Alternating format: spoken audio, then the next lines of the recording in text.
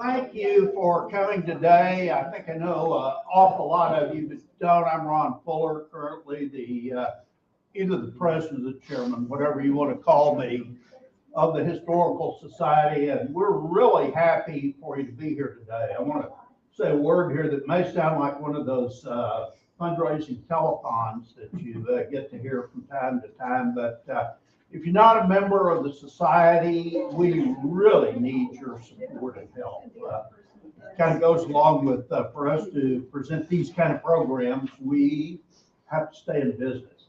So if you're not a member of the Historical Society, please join, and we'd be honored to have you. And there's a lot of benefits too. How much is it to join? How much is it to join? There are different membership levels. There's 35, 60, 75, 100, 500. You can do as much And as there are you also can. corporate memberships where Yes. businesses can join for some new benefits at 1,500, 2,500, and 5,000. And of That's a course, double thumbs up. if you itemize, you get a little bit of a tax. Well, thanks everybody for coming today, and happy New Year to you. Tom, would you please lead us in the Pledge of Allegiance? Good morning. Flag is in the corner. It is. I pledge Allegiance to the flag of the United States of America and to the republic for which it stands, one nation, under God, indivisible, with liberty and justice for all. Thank you. At this time, Liz, is someone going to present those minutes, or we just want to approve the minutes? We have the minutes of the last meeting, and I know some of you are here, so I would move the approval of these minutes unless anybody has any objections, and since you don't have them in front of you, you don't know anybody. But move the approval of the minutes. Everybody say aye. Aye. Sounds like church. All right. At this time, too, we have the pleasure, I'm going to get the pleasure of swearing in our new board members to 3-year terms. Kate, if you would come up here just a minute. And Lisa Carey, if Lisa would come up in just a second.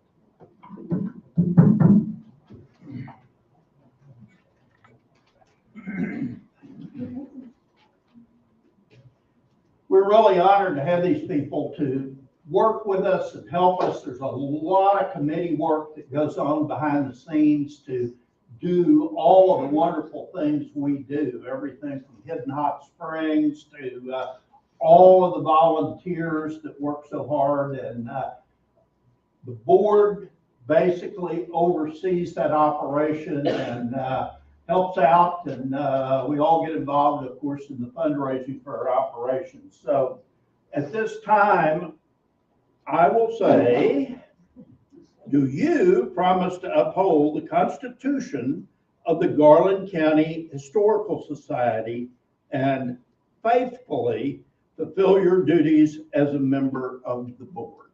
If you do, say aye. Aye. Thank you, and we're honored to have you.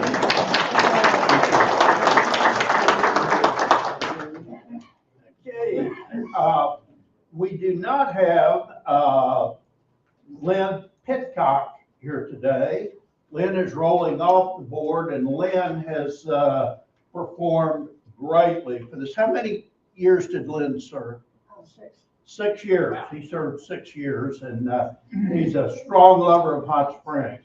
And also returning, I want to have him stand up, returning for his second term is my good friend and a real friend of the society, John Herpel. Is John here?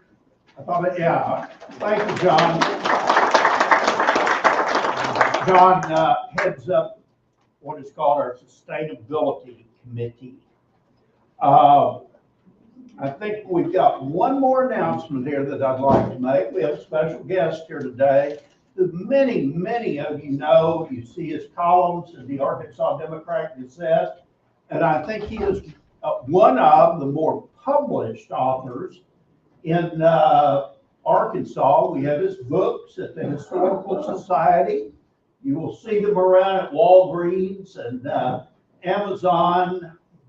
And that is my good friend and fellow postcard collector, Ray Hanley. Ray, where did you sit down? Stand up, Ray. Well, thank you for being here today. And at this time, I'm going to turn the program over to Liz, who will introduce our guest for today and speaker.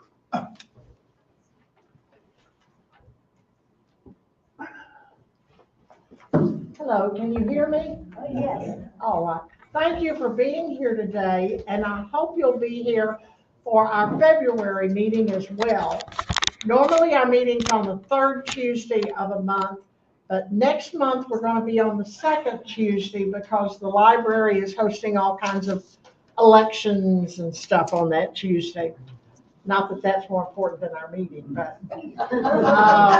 So we're going to be here on the second Tuesday, February the 10th.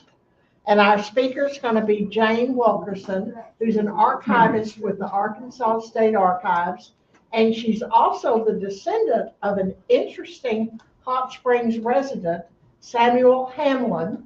I won't tell you his whole story, but every time you think about the Hot Springs Tunnel and who built that, he's responsible for the Creek Tunnel, among other interesting things. So please join us on February the 10th. Now, today our speaker is Mike Blythe.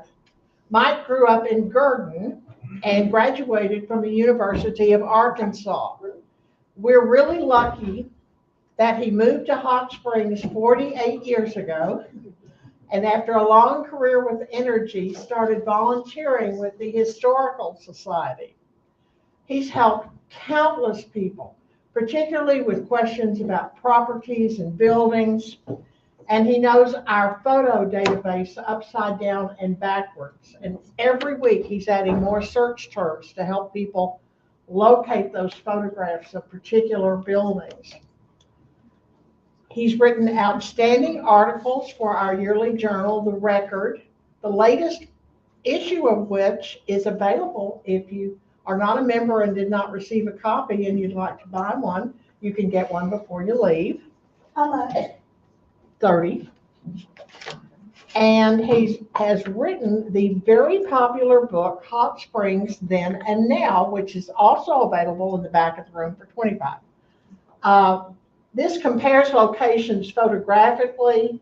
You see the old-time picture of the place and the modern picture, along with some interesting facts about that historic site. And, it's a wonderful book. So he is the expert about buildings in Hot Springs. And today he's going to take us on a tour of some Hot Springs buildings that are no longer with us. So please welcome our great friend and colleague, Mike Blythe.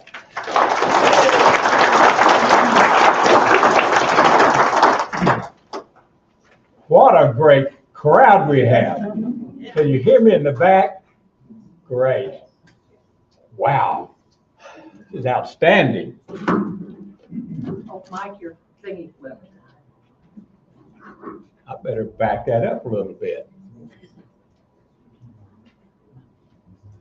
Maybe the other way. Oh, there we go. There we go. Back. Right there. One more. There we go. When I was putting this PowerPoint together, I kept thinking, what caused all these buildings to disappear? And I came up with at least three things that caused them to disappear. Fire. Hot Springs had had three major fires. The fire of 1878, fire of 1905, and the Great Fire of 1913. Another one was they fell victim to progress. when what we call the old St. Joe Hospital was built, right on the corner of Cedar and Whittington, yeah. Who's my prompter? Thank you. You stay right there because I'm probably going to need you. Right on the corner there was the Josephine Hotel. It had to go because it needed a hospital. Third reason, they just outlived their usefulness. It may be a first-class hotel in 1875, but falls into disrepair. It becomes a third-class hotel over the next 50 years. Finally, maintenance becomes too much. The business closed. It stays vacant for decades sometimes. Finally, the city will condemn it, and it's torn down. Now, this first photo we have this morning is looking south at downtown Hot Springs. It's dated 1867. This is the oldest photograph we have of downtown Hot Springs.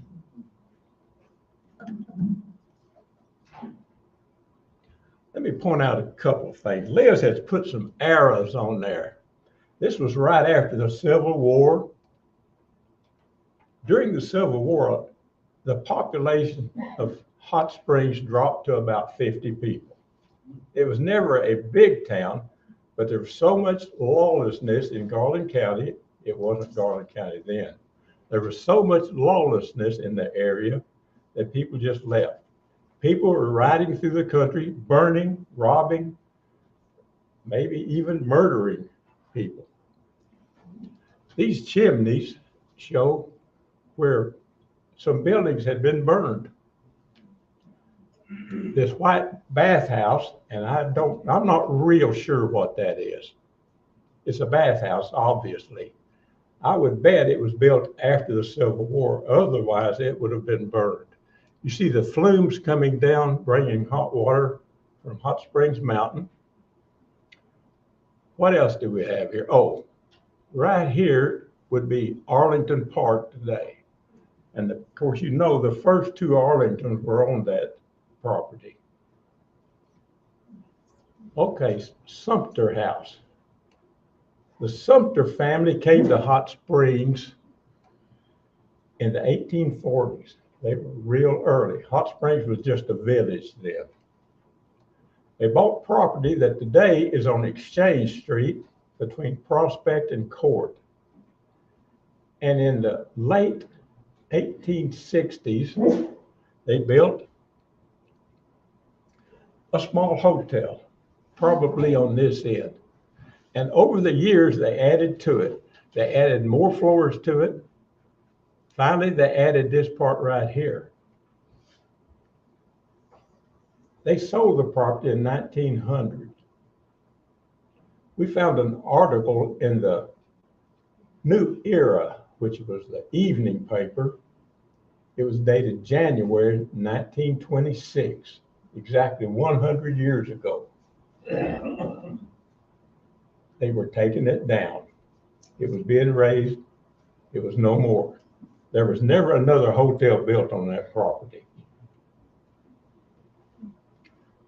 Now, it was lucky in one extent. It was not right on Central. And when the fire of 1878 swept down Central Avenue, taking everything out on both sides of Central Avenue, this one was far enough away from the fire that it wasn't affected. However, the Hot Springs Hotel, an early hotel, 3 stories, a big one, located at Central and Reserve. The fire of 1978 came right down Central Avenue and destroyed it. Plateau Hotel. How many knows where the Plateau Hotel was other than Clyde? No. And Rod. Okay, It's exactly where the Goddard Hotel was. This was at the corner of Central and Chapel. 3-story wood structure, dates from probably the 1870s. Keep the volume up. And unfortunately, it was in the path of the fire of February 1905. And it came from up on Chapel Street and destroyed this.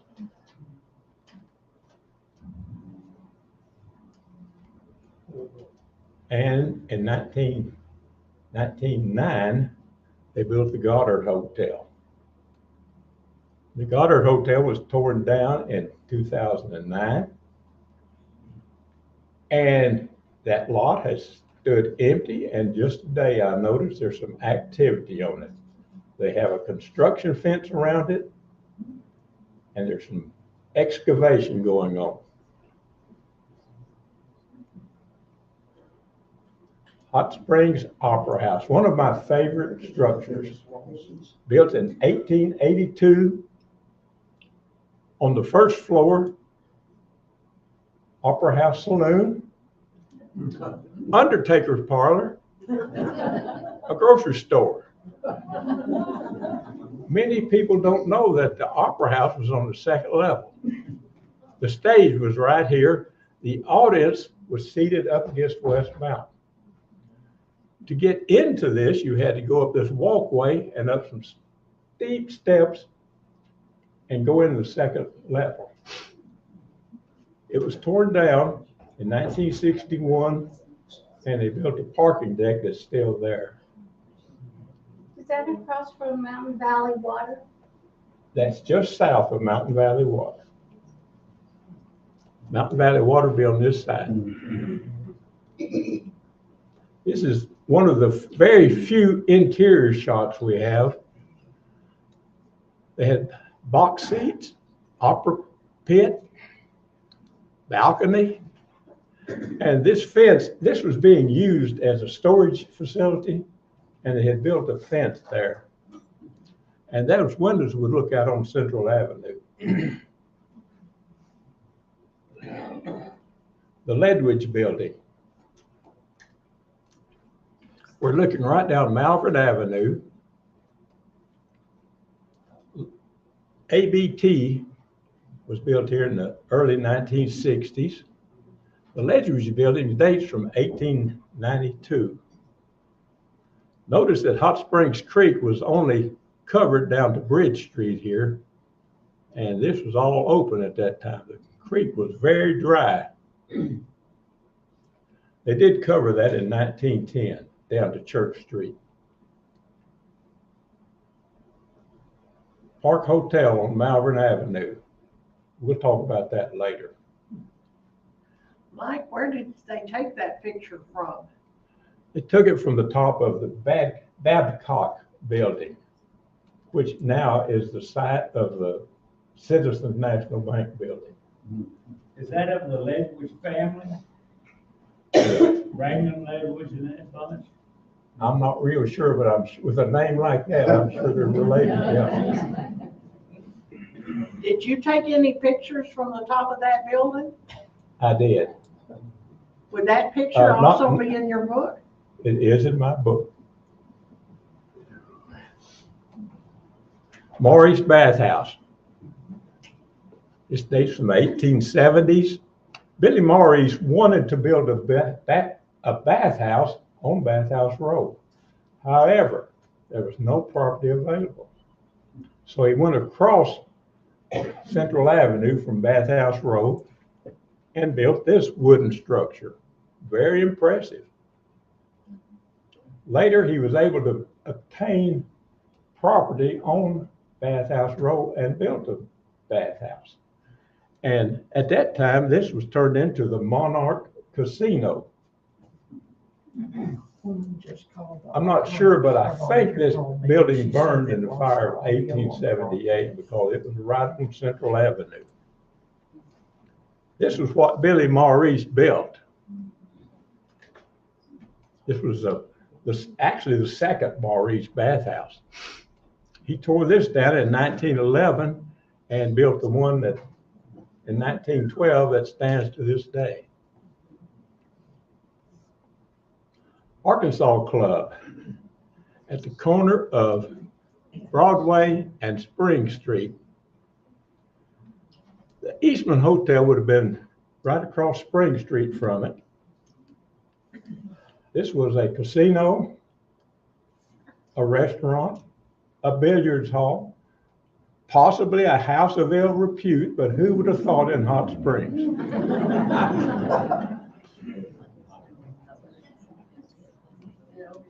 Post office, and it would move in a few years, it would move around to Benton Street, where it would stay for the next 60 years.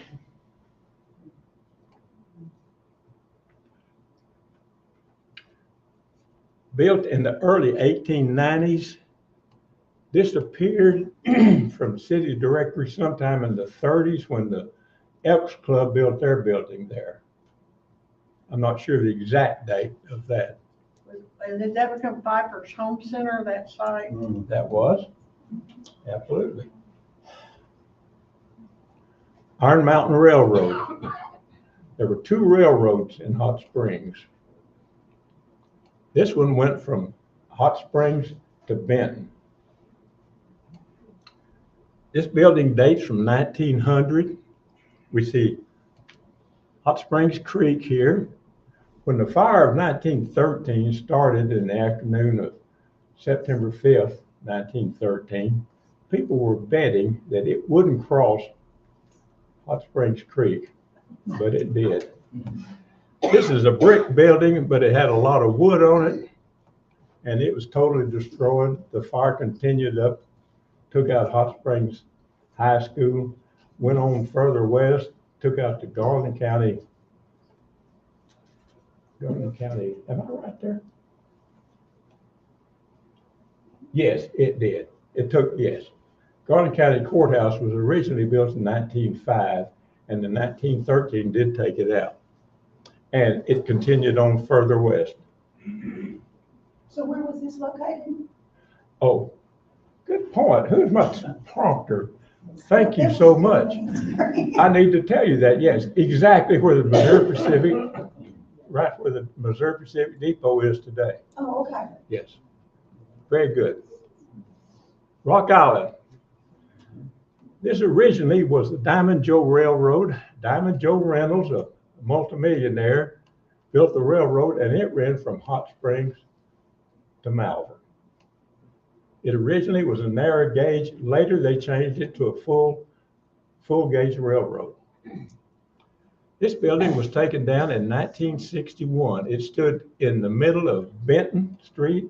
We now call that Convention Boulevard. And it was right in front of the current City Hall. And here's a photo during the demolition.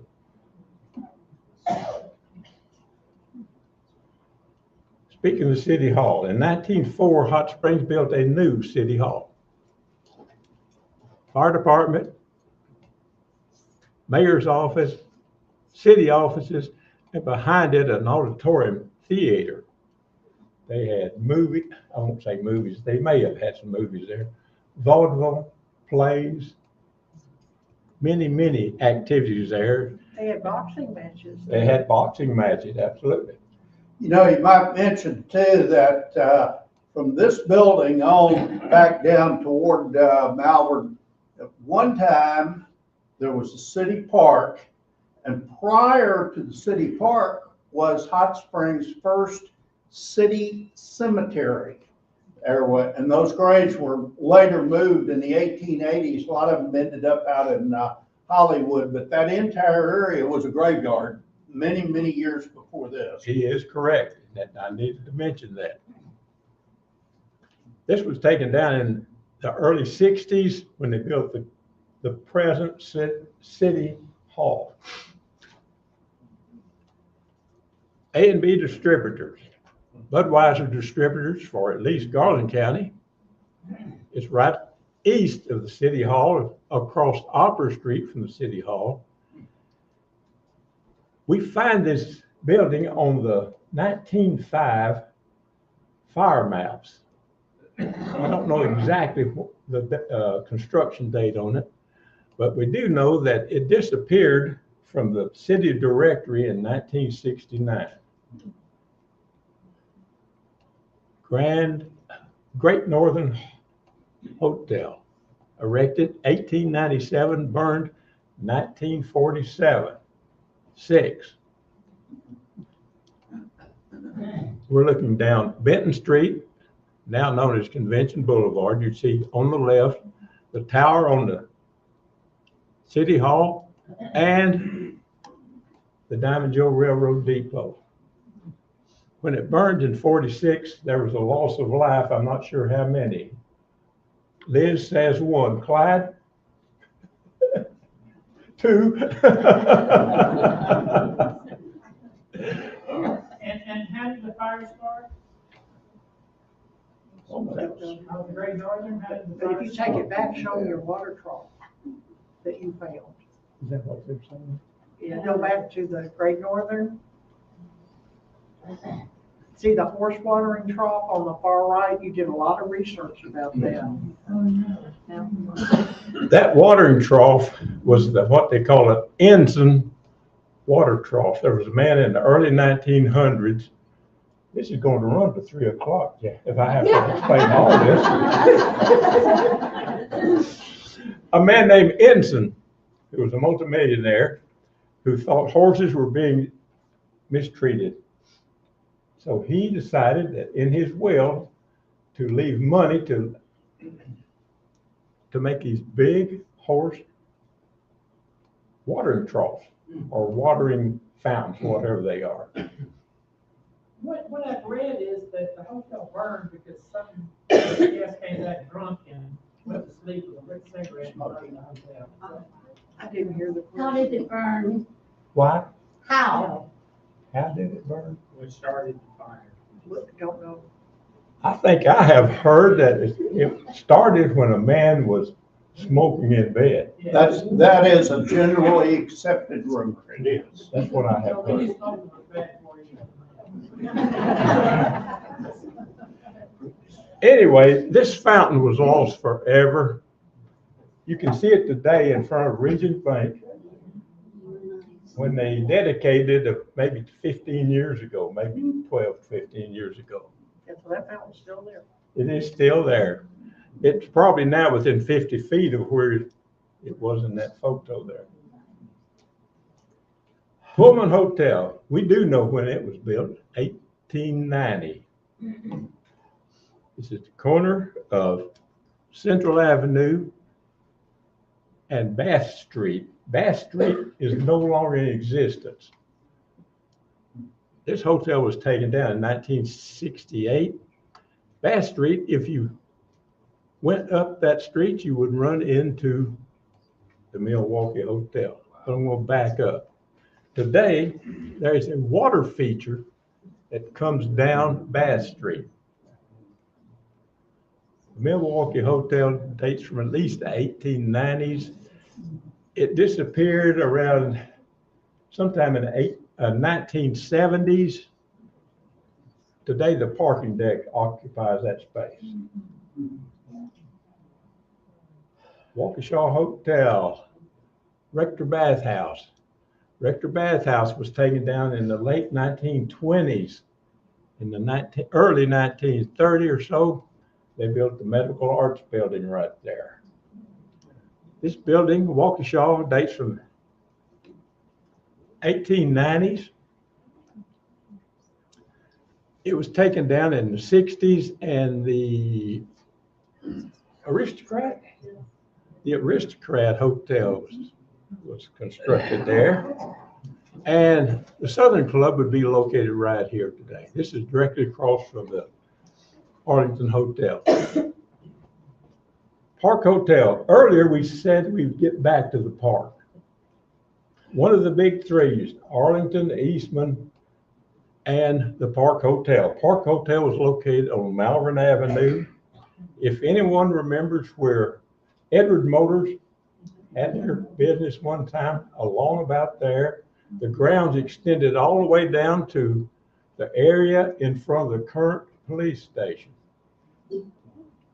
This was a very modern hotel, elevators, electric lights, gas, water. It had everything, even observation room. Unfortunately, well, not unfortunately, fortunately, it was empty on September 5th when the fire of 1913 started. Only had some maintenance people in there because at that time, the tourist season, due to the heat and humidity, the people up north wouldn't come here until the winter or the fall. Anyway, it burned September 5th, 1913. Here's another picture of it. It was on Malvern, and they had streetcars that ran on Malvern, so they could go uptown with no problem. Howard's Furnished Rooms. Is there anyone that remembers this? Okay. And we thank the Hanleys for the Hanleys. Okay, I will. 510 Central Avenue, right next to the Pullman. Now, the Hanleys, gigantic postcard collectors. He says down there, this building was raised years ago along with the Pullman. I said, no, that's not right. But you know what? It is correct. It was raised in 1968. They took out this building and the Pullman, and they built a Frankie's Cafeteria right here. And the Pullman, where it was located, became a parking lot right beside Frankie's Cafeteria. Today, this is the Gangster Museum, 510 Central Avenue. Did Frankie's Cafeteria, was it torn down and rebuilt, or did they just refurbish the whole inside of it? I'm not sure. Because I know originally, I can remember when I was very little, they had like wallpaper walls with kind of like pink filigree wallpaper and stuff everywhere. And then later on, toward the end, it was just all kind of brown. And it was in the Pullman Hotel, I believe. I don't know the answer to that. I did not know if it was rebuilt. It was probably just totally redone. Okay. Moody Hotel. The Moody Hotel had problems with fire. The original Moody was built in 1895. It's located at the corner of Washita and Orange.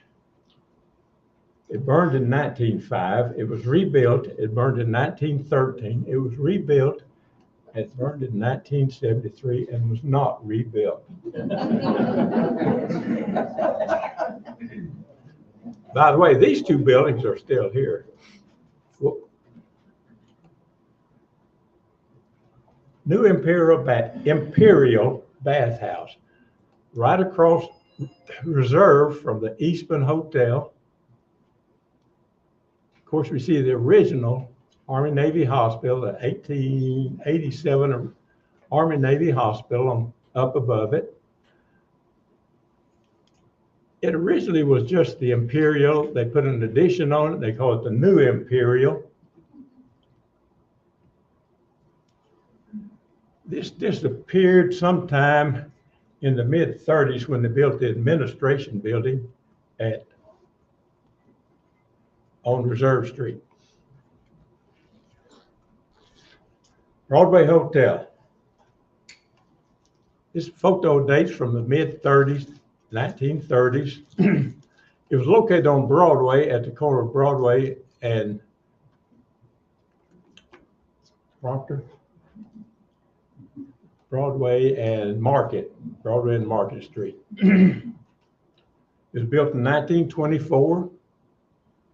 ABT built a bridge across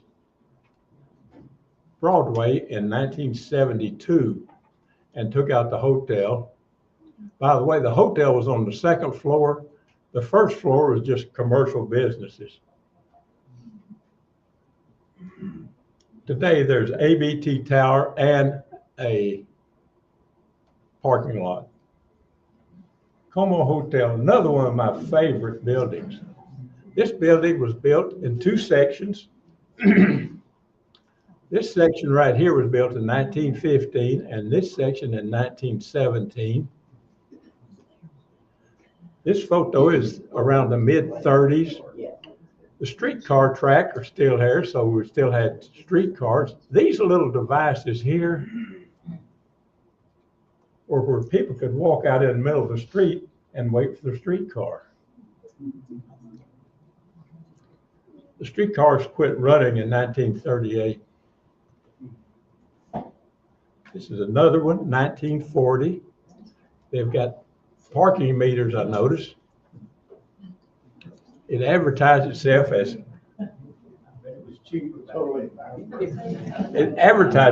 fireproof. I think it was poured concrete, so it probably was. What would have And been the population in the late 1930s? the population, In the late 1930s, what would have been approximate population? Hot Springs, for about 50 years, didn't change a whole lot. Probably 25 or 30,000, I would guess. But you might mention that Como, and I have some pictures from the top of that. They had rooftop dancing and entertainment. They did. Had an orchestra that played there. A lot of the GIs and friends frequented that during World War II for the dancing up there. Right, right. One thing I want to point out here, people call this Como Square. Well, you can see it's a triangle, obviously. This is 1952, circa 1952. And I would say that the Comos imploded, did it say 76? 1976, they imploded. It was a big deal. We have a lot of photos of that. But before the Como, there was a triangular building on that. On the first floor, they had the post office. The second floor, Dr. Morris had his dentist office, plus he lived up there. And this is advertised as elegantly furnished rooms. This building was brick. However, all this fancy trim was wood. And the fire of 1905, when the Plateau Hotel across the street on Washita burned, it also took this out. Arkansas Trust Company. I'm going to have a drink of water.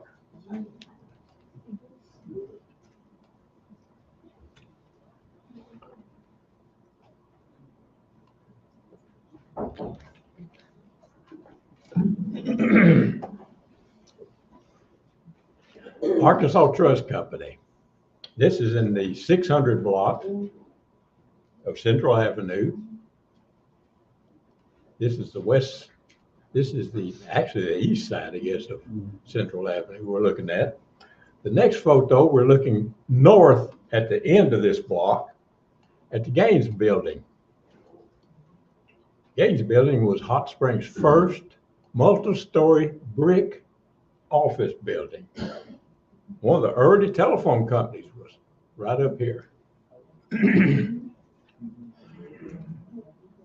In 1981, Hill Wheatley owned the entire block, and he donated it to the city. And the city raised the entire block, and today it's Hill Wheatley Plaza.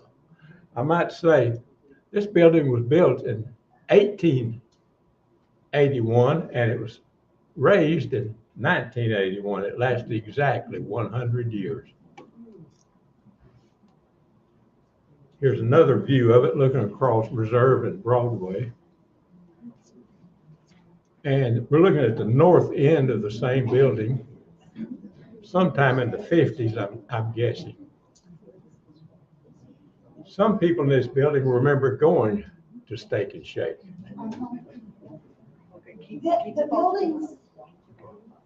The buildings that are there face Central Avenue and their backs face Broadway. Broadway.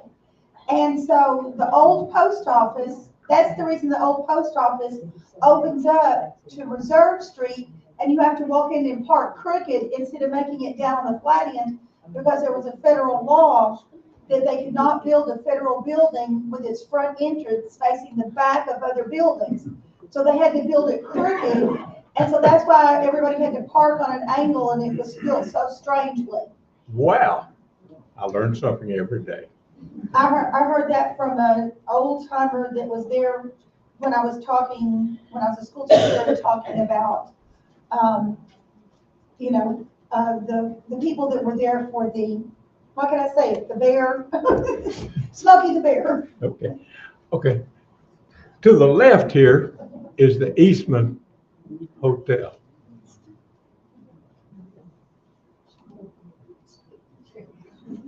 My question, why did Hill Wheatley, and he's the one that tore down the block, right?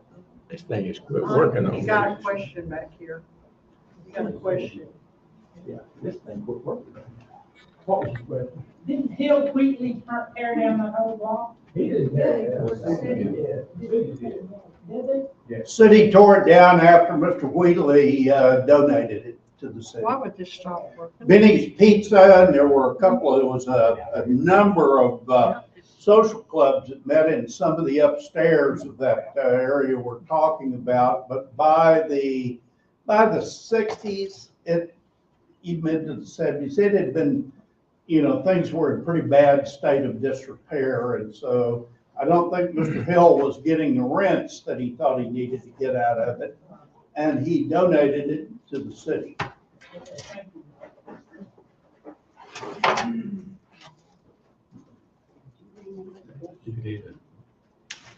On that lawn. Keep talking about that. I know about it. I think it was closed. Okay. This is the Eastman Hotel, built in 1890, and it was torn down in the winter of 1959, 1960. Okay, we've got something else up there, Liz, now. Hey, Liz, I take that off. Mighty fine.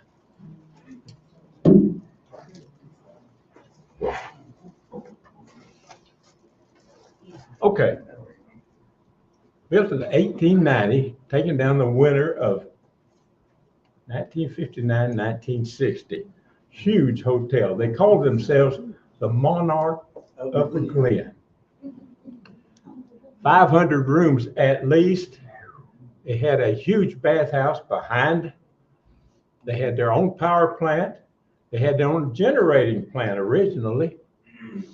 It covered the entire block.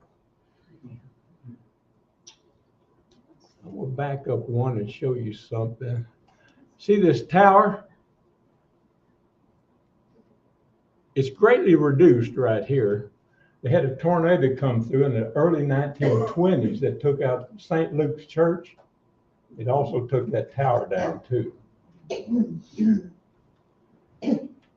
Now, during World War II, the wounded from the war were brought to the Army Navy Hospital. They could treat them there, but they quickly ran out of rooms. So the government, U.S. government, took over the Eastman Hotel. And in 1943, they built a bridge across Reserve Street.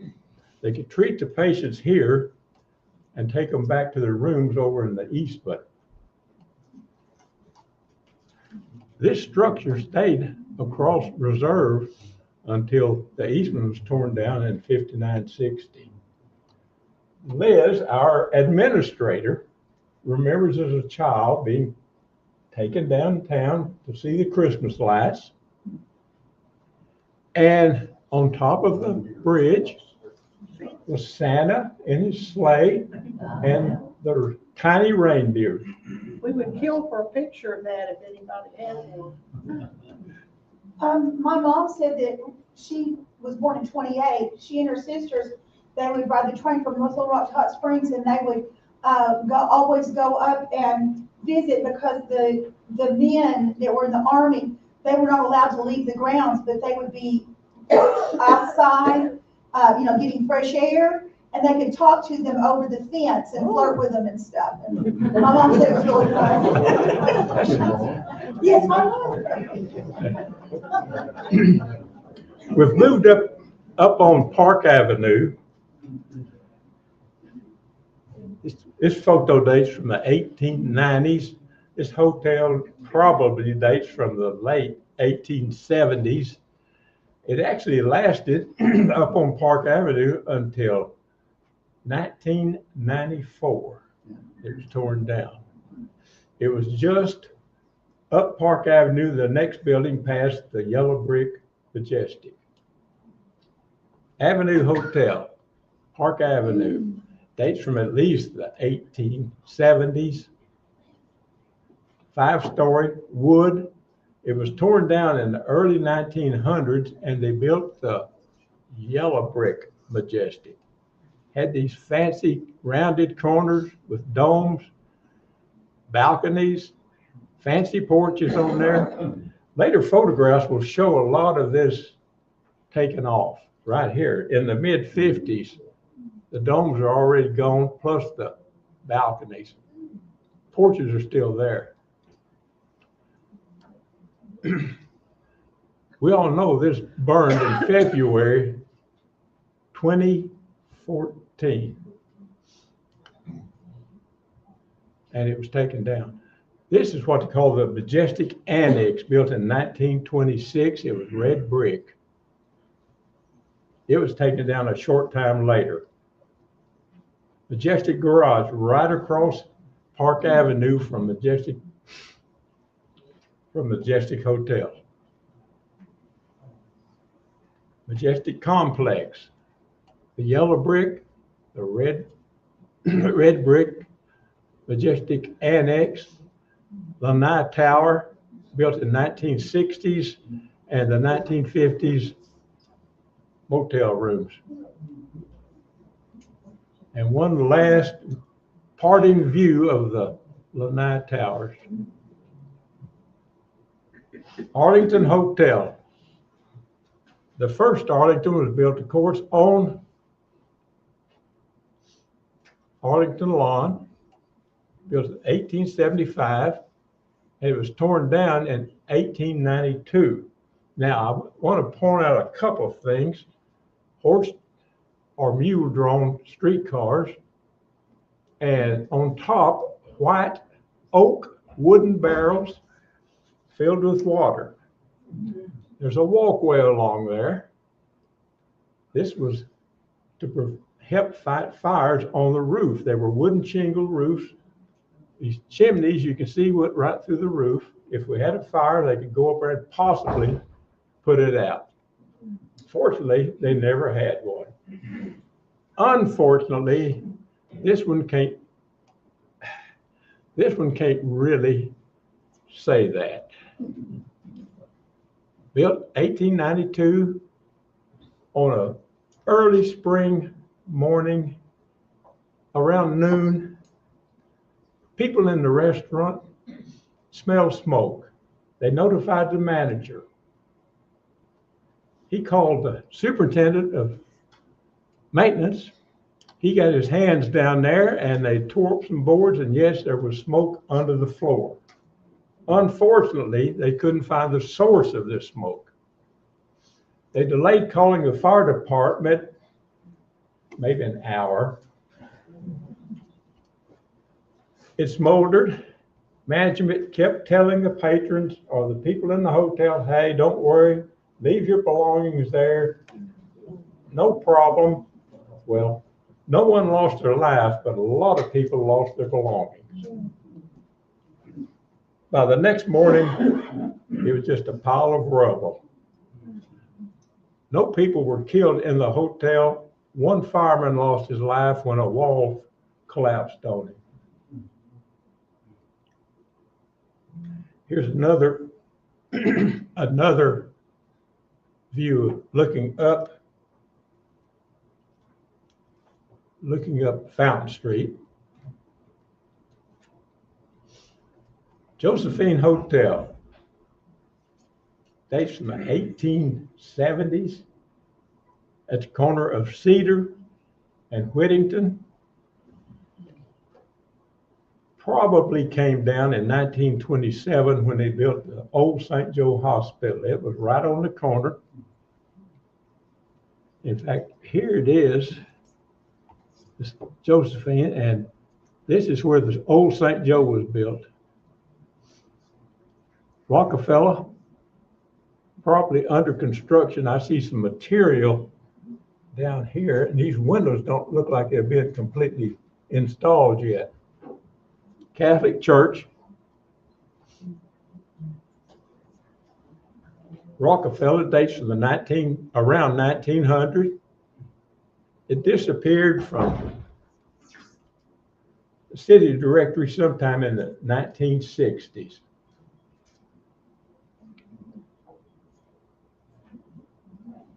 Here's a parting shot. St. Charles, yellow brick majestic annex, Rockefeller. This little structure right here, known as Columbian Memorial Structure, was removed in 1949.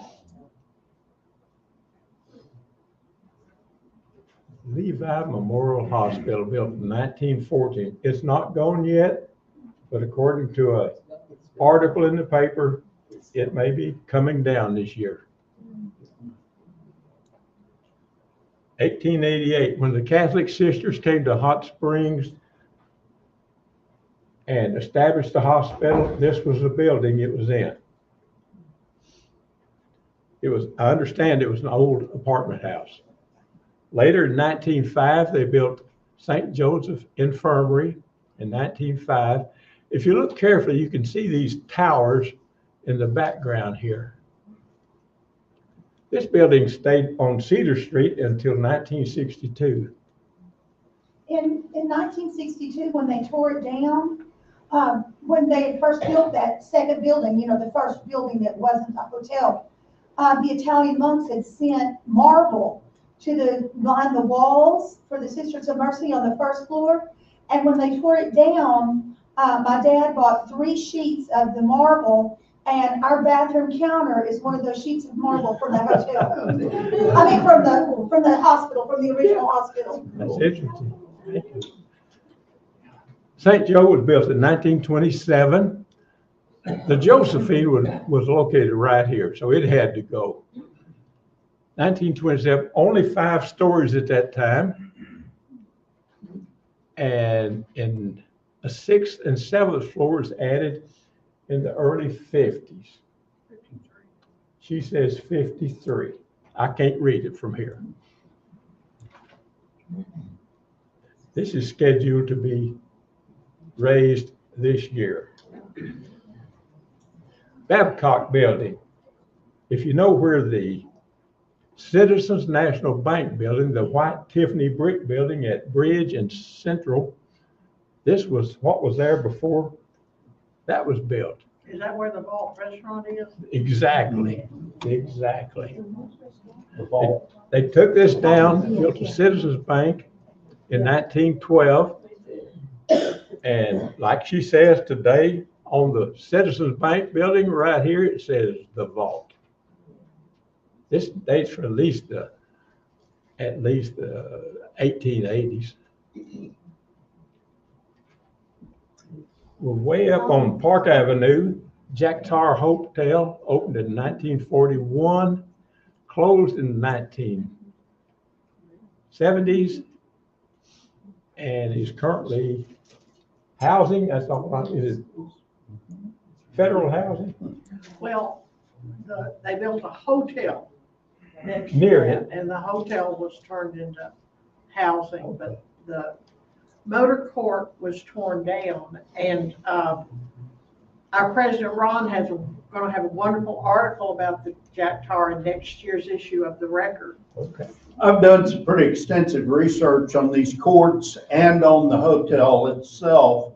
And Vance Bryan, gentleman named Vance Bryan, entrepreneur out of Texas, built these motor courts, and they were cutting edge for the time.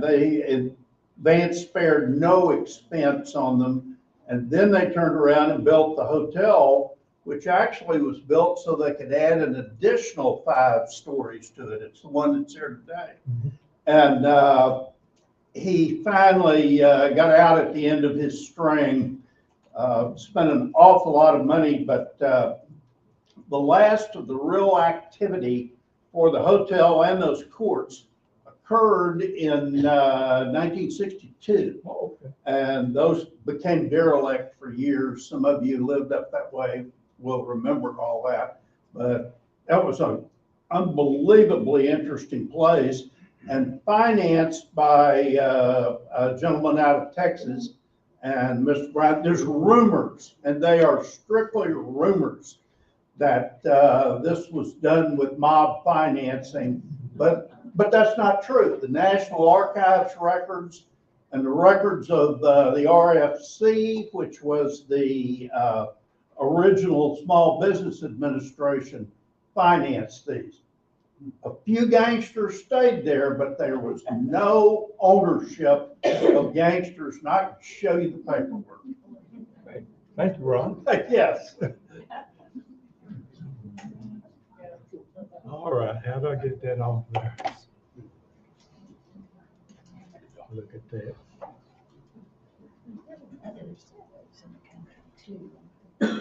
Pythian Hotel and Bath House, 400 block of Malvern Avenue.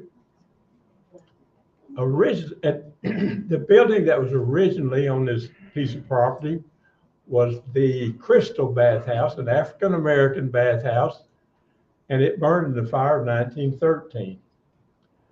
They built back, and it was a Pythian Hotel and Bath House in 1914. It was, at one time, they had a African-American hospital on the top floor. It closed in the 70s, stood vacant for at least a decade, and was raised in 1985. Where that parking deck is now. Good point. Liz reminded me there is a parking deck there now on Malvern Avenue. Liz wanted me to put this on there. If you're interested in a book, we have them for sale at the back. People are anxious to sell you these books.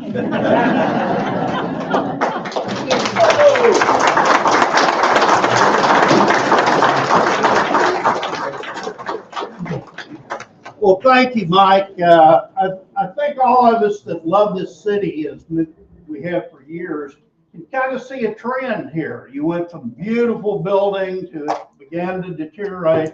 And if you look around today, there all seem to be parking lots or parking decks. I think that's one reason the Garland County Historical Society worked so hard to keep these things alive. If we don't, people are going to totally forget them. So we appreciate your membership. We appreciate Tom. I just want to remind our friends here that the Historical Society operates only on those $35 memberships. We get no city funding, no state funding, or federal funding. So all these programs and everything, all this history depends solely on those memberships, and we appreciate it immensely.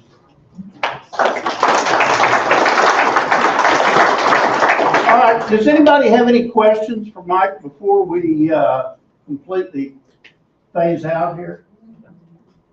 And Paul, I was going to say, Paul from the library here does yeoman's work on getting our message out here. We appreciate him, and he's got kind of a surprise, I think. Any questions first for Mike? If we buy a book today, will you autograph it? Oh, they're already autographed. Oh, He'll do it twice though.